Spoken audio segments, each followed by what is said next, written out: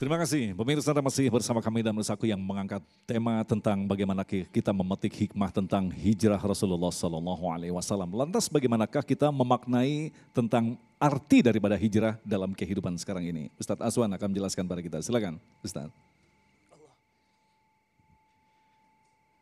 Bismillahirrahmanirrahim. Assalamualaikum warahmatullahi wabarakatuh.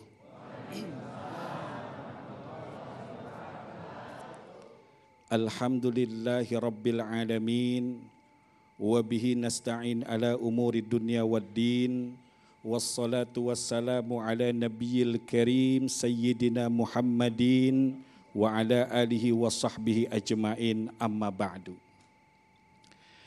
Pemirsa Damai Indonesiaku di mana saja Anda berada, dan juga yang hadir di masjid yang mulia ini, mudah-mudahan kebersamaan yang sangat berharga ini mempunyai nilai yang terindah di hadapan Allah Subhanahu wa Ta'ala. Tanpa kita sadar, enaknya jam sekarang itu nonton TV, yaitu begitu ya. Tapi Masya Allah, Damai Indonesiaku mengajak kita berhijrah. Ada yang mengganti channelnya kepada TV One, ada juga yang dekat naik angkot bahkan nyampe di sini. Ini adalah hijrah. Coba perhatikan lagi, Bapak Ibu yang tinggal di wilayah ini adalah kaum muhajirin. Dulu memang di mana Bapak Ibu? Pemirsa dulu di mana? Tapi lihat, berapa kali Allah pindahkan kita, Allah berikan kita tempat yang Masya Allah tempatnya jauh lebih baik. Karena itu ulama menerangkan bahwa hijrah ini adalah salah satu rahmat Allah. Yang segelintir manusia lupa bahwa ada hijrah yang tidak kalah agung, yaitu hijrahnya Nabi Adam alaihissalam. Dari dalam surga keluar surga. Ternyata begitu di luar surga, lahir darinya para penghuni surga. Bahkan saking indahnya, lahir daripadanya keturunannya, yaitu baginda Nabi besar Muhammad sallallahu alaihi wasallam. Yang karenanya, sebabnya Allah menciptakan segala sesuatu, bahkan surga itu sendiri. Pemirsa dan Bapak Ibu yang dirahmati Allah, berarti sudah ngaku sekarang ini adalah orang-orang yang hijrah ya? Setuju? Terus kaum Ansornya siapa? Bapak Ibu juga pemirsa yang dirahmati Allah. Ulama menerangkan bahwa hijrah itu adalah at-tarku, meninggalkan. Namun secara penjelasan yang agak panjang adalah berpindahnya dari satu keadaan, dari satu tempat kepada keadaan dan tempat yang lebih baik untuk mengukuhkan keimanan dan akidah kita kepada Allah Subhanahu wa Ta'ala. Para nabi dan rasul pun melakukan itu. Bahkan Nabi Allah Musa alaihi salam, beliau melakukan hijrah sambil dikejar-kejar Fir'aun dari belakang. Begitu di depannya tepi pantai, dia hanya yakin kepada Allah. Dia enggak berpikir begitu aku sampai laut aku akan berenang, aku akan cari perahu. Tidak ada sedikit pun dalam pikirannya tentang hal itu. Tapi yang dia yakin bahwa Allah akan memberikan pertolongan kepada dirinya. Benar saja, begitu sampai di tepi pantai, di ujung nasib, dipukulkan tongkat atas perintah Allah, terbelahlah jalan. Inilah yang disebut orang-orang yang berhijrah di jalan Allah. Allah berikan kepadanya kemudahan dan kemudahan. Bapak Ibu juga pemirsa yang dirahmati Allah. Dahulu baginda Nabi besar Muhammad SAW melakukan hijrah, perintah dari Allah, diwajibkan umat Islam saat itu hijrah. Ternyata ketika hijrah tersebut ada beberapa kelompok. Ada kelompok yang hijrah karena Allah demi menggapai ridha Allah, demi menggapai cinta dari Allah. Siapa beliau? Seperti Sayyiduna Abu Bakar Siddiq, Umar bin Khattab, Ali bin Abi Thalib, Uthman ibn Affan, dan juga para sahabat soleh yang lainnya. Tapi ada juga yang ikut hijrah melihat peluang bisnis. Itu orang pada hijrah ke sana. Kayaknya lumayan bikin perumahan hijrah nih. Lumayan bikin kaos hijrah. Sehingga dia melihat peluang bisnis. Salah tidak? Tidak salah kata ulama. Tetapi dia hanya mendapatkan ila mahajaro ilaih. Cuma mendapatkan hijrah sampai di situ saja selesai hijrahnya. Ada lagi di antara yang ikut hijrah 14 abad lebih yang lalu, yaitu siapa? Yang calon istrinya hijrah.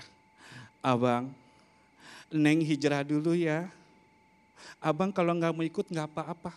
Tapi kalau abang nggak ikut, maka putuslah cinta kita di sini. Akhirnya dia ikut hijrah. Awimra'atin yang kihuha kata Rasul, atau hijrah kamu dengan tujuan wanita mencari pasangan atau calon istri, maka engkau akan mendapatkan apa yang kau hijrah kepadanya, yaitu menikahinya.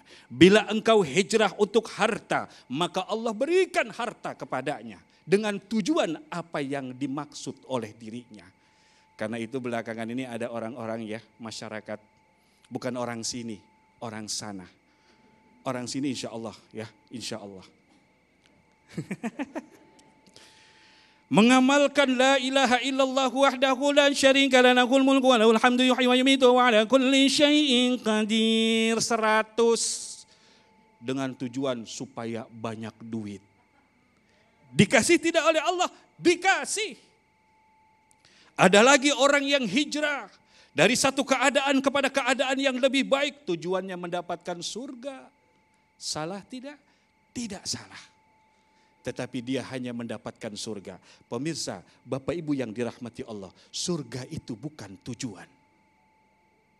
Ulama menerangkan kepada kita bahwa surga adalah tempat yang Allah buat untuk mereka-mereka yang beriman.